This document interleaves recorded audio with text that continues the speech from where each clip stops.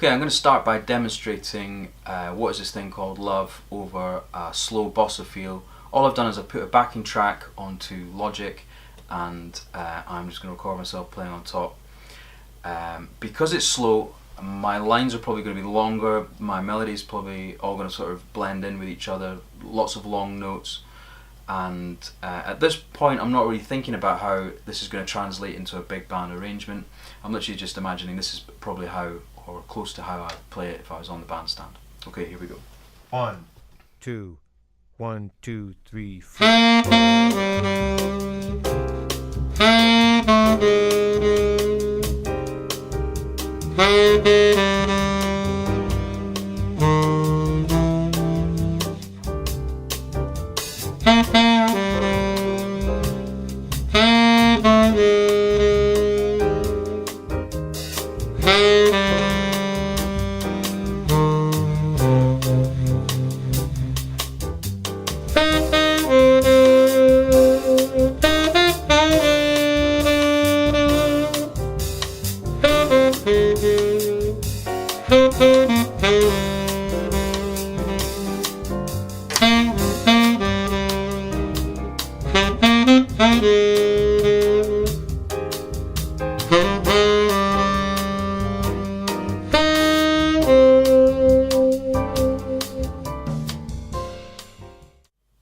Okay, this time I'm going to demonstrate playing over, again, another Jerry Begonzi backing track, but this time it's faster.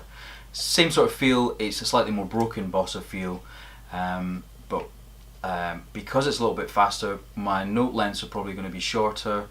I'm probably going to be more inclined to play around with the rhythm a little bit more, moving away slightly from what is written on the lead sheet, and possibly embellishing just some little bits, decorating some notes as well. Okay, here we go. 1, 2, 1, 2, 3, 4.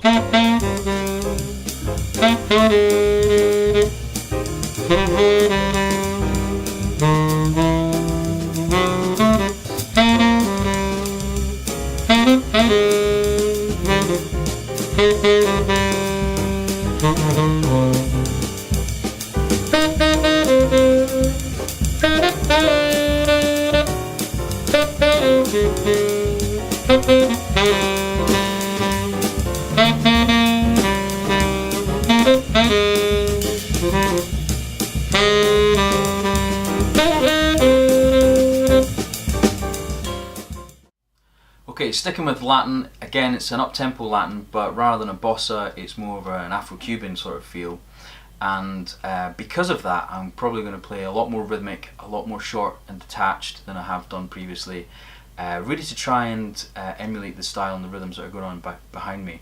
At this point I am actually starting to think a little bit less like I would play it on the bandstand, and actually more as if it's trumpets playing the melody, so very percussive in the style and approach.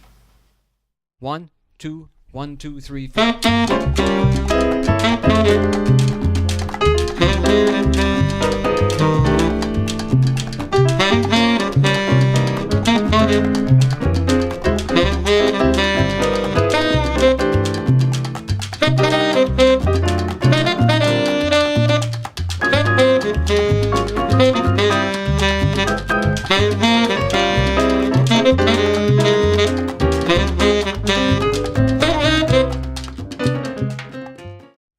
In this next example I'm going to play over a fast swing backing track, and I'm going to take elements of some of the phrasing I've used in previous examples, so some of it will be long, some of it will be short. I'm also going to play in the upper register of my sax, so I'm playing it an octave higher, which means I'm playing right up to a high G for tenor sax, which is just off of the sort of standard range, but it gives that pushed sort of high, tough tenor kind of a sound that I'm looking for. Okay, here we go. 1, 2, 1, 2, 3, 4.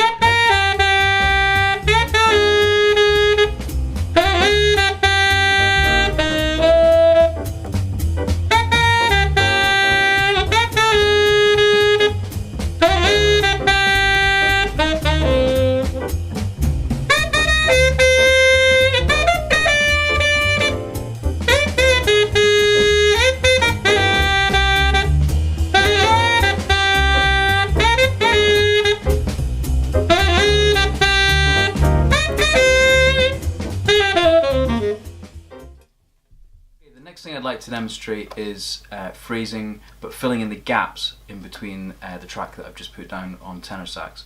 I'm going to be using alto saxophonists to help demonstrate it, and I'm also going to separate them in terms of left and right and channel, so that it's really clear as to what's happening in terms of the dialogue between the two. In terms of filling in the gaps, it's a little bit like passive and active, where the melody will be happening and I could be playing long notes or not playing at all.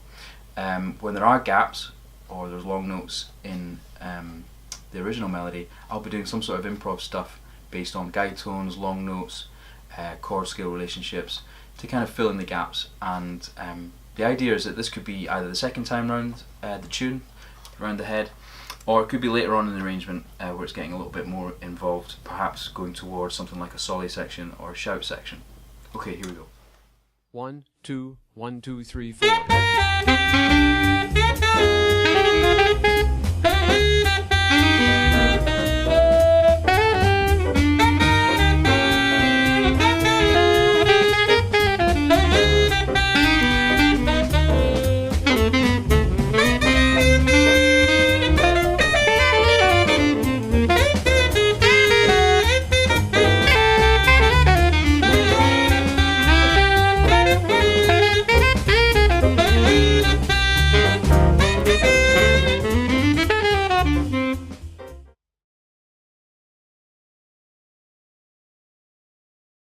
Okay, the next stage is to transcribe the phrasing that I've recorded, and this is what I've come up with. I literally just sat down with a piece of paper, here it is, and a pencil, and scribbled out exactly the phrasing that I was doing in the recording you've just heard. Then the next stage, I put it into a Sibelius file. You can see at the moment this is a big band chart, however I've just hidden all the empty staves. So we're just seeing actually what's playing. I've actually put the chords in the piano. I've just used the very basic composing tool that we have here in plugins, where you can realize the chord symbols. I wouldn't be using these chord voicings in my actual arrangement because they're a bit rubbish. Okay, so we can have a quick listen to the first example, which is just tenor saxophone.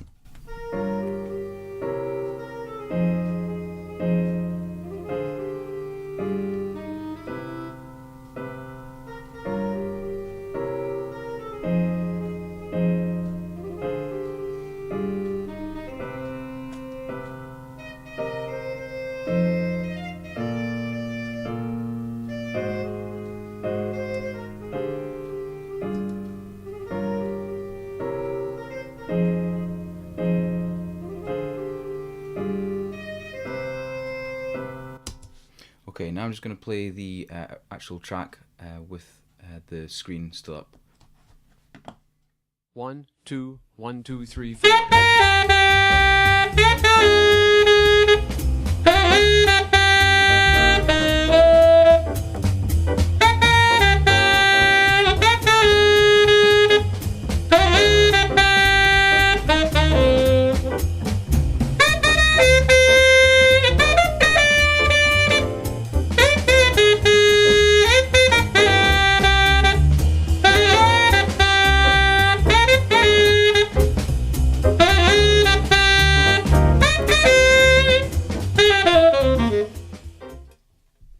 Is to transcribe, as I have done, the counter part, the counter line, which is the alto sax line, which is filling in the gaps using active and passive ideas.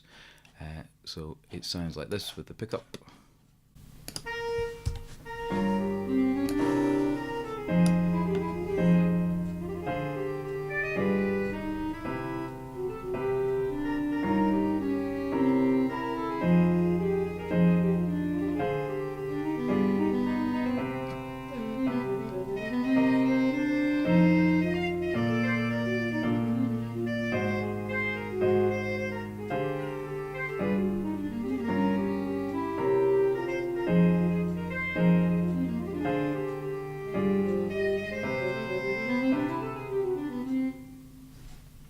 Okay, at this point, try not to be too disheartened with the sort of Sibelius sounds.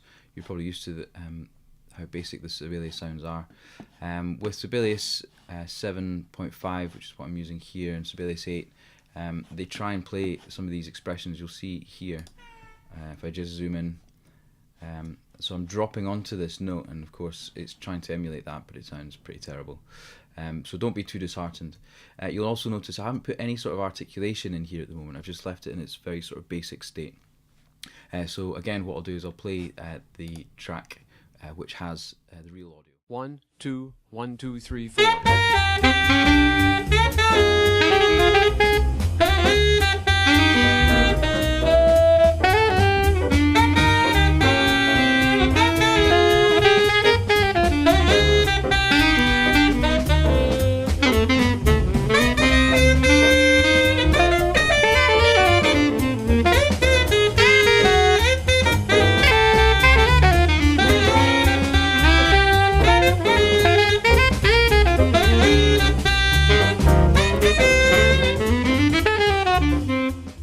Okay, so hopefully from what we can hear and from what we can see, we can really pick out these active-passive lines, and I'm being quite busy with the space that I'm using, but because of the sort of tempo, we can really get away with filling in that space with fast lines. Okay, you can see also now that I've got this information in here, I've got a great deal to play with in terms of my arrangement now. So I could really subdivide this up to different groups of instruments within the ensemble, different pairings of instruments, so a great deal of scope for distribution of melody across the big band.